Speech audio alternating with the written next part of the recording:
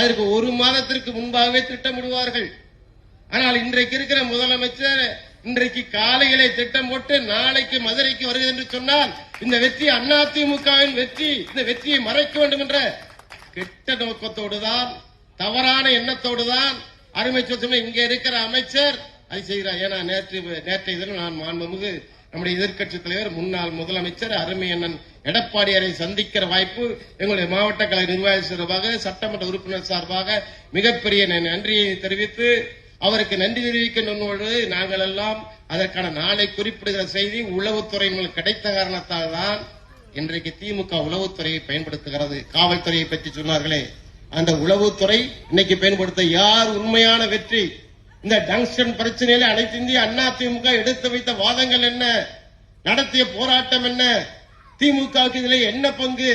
இது மத்திய அரசு திமுக கொண்டு வருகிற போது